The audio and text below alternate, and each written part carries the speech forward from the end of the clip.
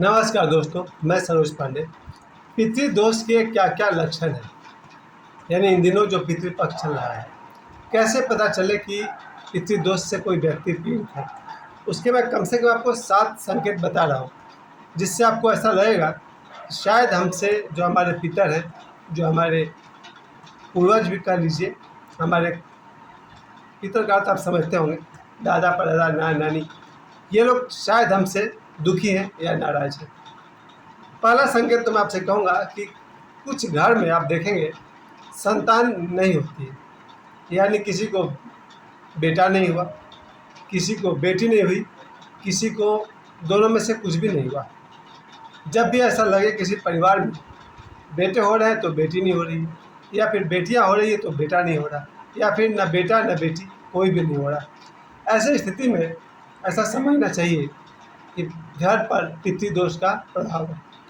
प्यारे दोस्तों, आज मैं जो कुछ भी कह रहा हूँ उसका कोई वैज्ञानिक प्रमाण मेरे पास नहीं है, लेकिन पितृपक्ष में हम सब जो अपने पितरों को सम्मान देते हैं, तर्पण करते हैं, उनकी पूजा पाठ करते हैं, इन 15 दिनों में उनके विषय में मैं पहली बात तो ये कहूँगा कि अगर हम अपने पितरों का अपमान करते हैं, यानी अपने दादा दादी परदादा परदादी, इनका हम अपने बातचीत में, अपने भाषण में इनका हम अगर अपमान करते हैं तो हम पर पितृदोष आ सकता है। या फिर अगर हम अपने माता पिता का अपमान करते हैं जो हमारे सामने हैं, जीवित हैं, तो हम पर पितृदोष लग सकता है, क्योंकि ये माता पिता जिसकी संतान है फिर वो हमसे नाराज हो जाएंगे।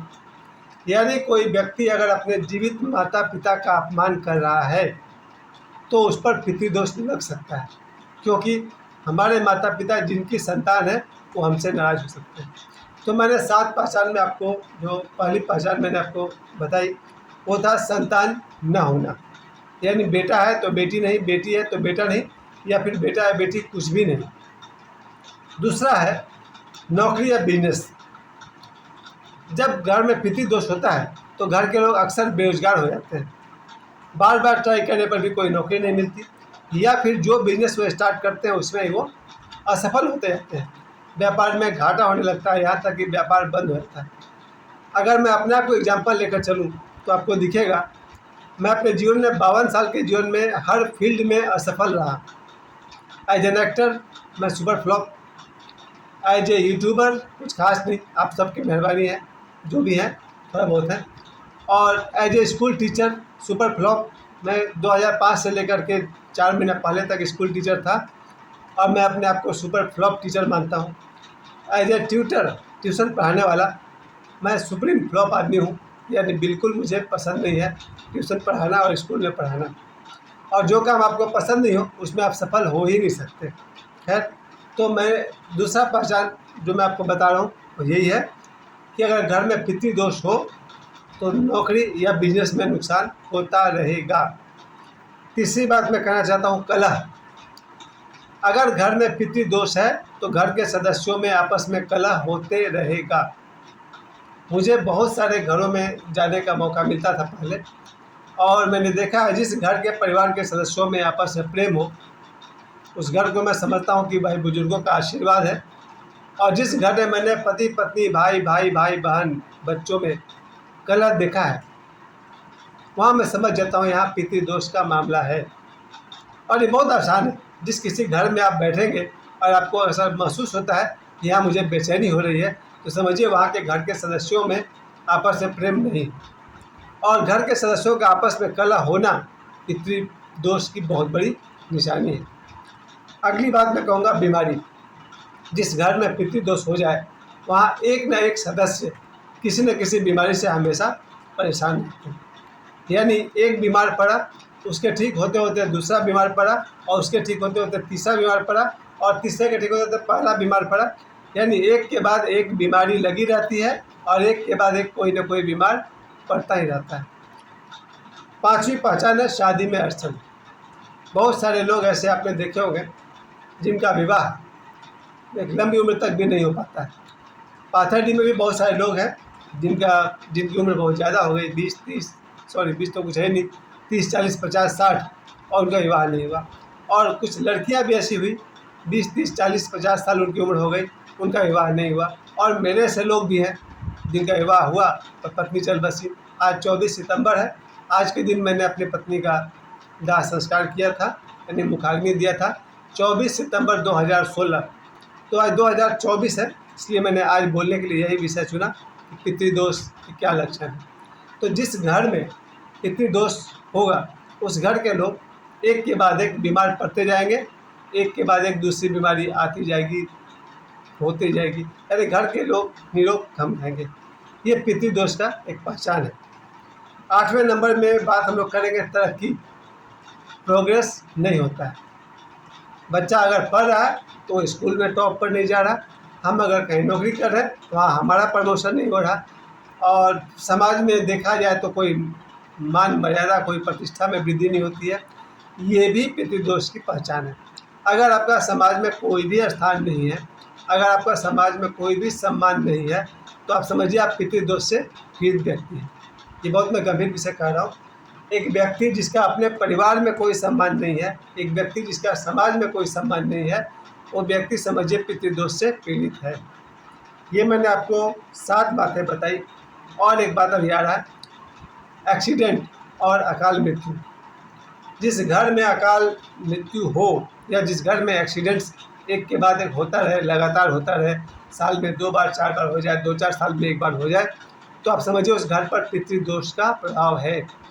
तो प्यारे दोस्तों, मैंने आपको 7 कारण बताए जिससे कि पितृदोष का पता चलता है, और अब मैं आपको बताऊंगा इन 7 दोष को मिटाने के लिए, यानी पितृदोष को दूर करने के लिए हमें कौन से उपाय करना चाहिए। और शायद एक उपाय काफ़ी है या 2 उपाय काफ़ी है, आप इन 7 दोष से मुक्त हो सकते हैं।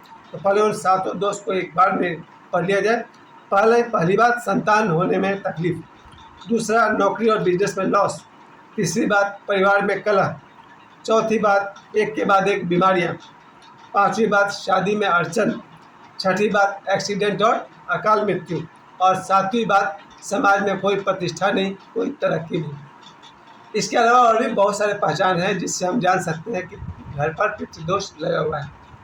लेकिन मैं जो बात कर रहा हूँ वो थोड़ा ज्योतिष के एंगल से है, और इसका मैं कोई वैज्ञानिक प्रमाण नहीं दे सकता हूँ। इसके अलावा पितृदोष वाले घर के विषय में एक और बात कही जाती है, अगर किसी घर में हमेशा कोई न कोई बदबू पाई जाए बिना किसी स्पष्ट कारण के, तो समझिए कि वहाँ पितृदोष हो सकता है।